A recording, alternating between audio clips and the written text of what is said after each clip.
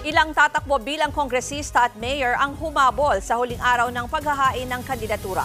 Kabilang dyan, si Isko Moreno na susubukang bawiin ang pagiging alkalde ng Maynila mula sa dating katandem na si Mayor Honey Lacuna.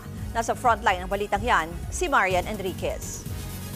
Naghabol sa huling araw ng filing ng Certificates of Candidacy ang ilang aspirants na gustong maging kongresista sa Metro Manila.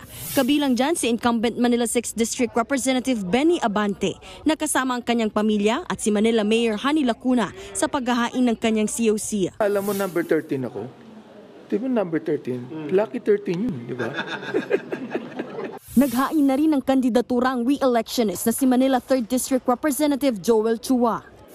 Sa Lone District ng Mandaluyong, tatakbo bilang congresswoman ng dating journalist at naging Mandaluyong representative na si Queenie Gonzales. Kasama niyang nag-file ng COC ang asawa na si Deputy Majority Leader at incumbent Mandaluyong Representative Neptali Boyet Gonzales II.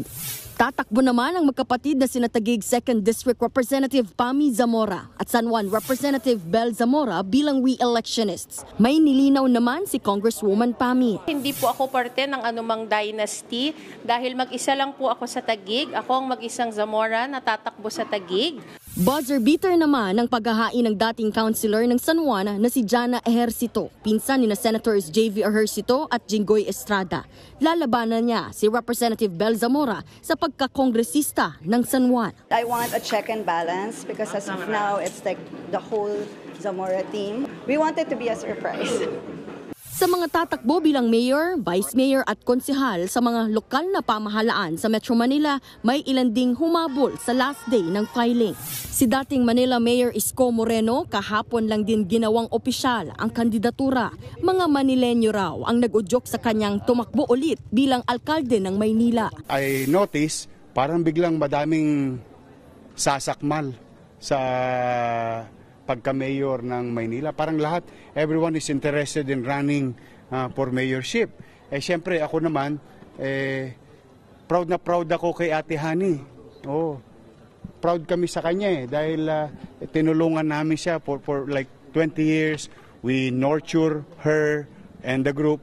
Sa San Juan, tatakbo para sa ikatlo at huling termino bilang alkalde si incumbent Mayor Francis Zamora. Simula nung ako'y nahalal hanggat ngayon po, tuloy-tuloy po ang ating trabaho. Running mate ni Zamora si Vice Mayor Angelo Agkawili. Magkakalaban nila ang basketball player na si Philip Cesar na tatakbo bilang mayor at Candy Crisologo na kakandidato bilang Vice Mayor ng San Juan.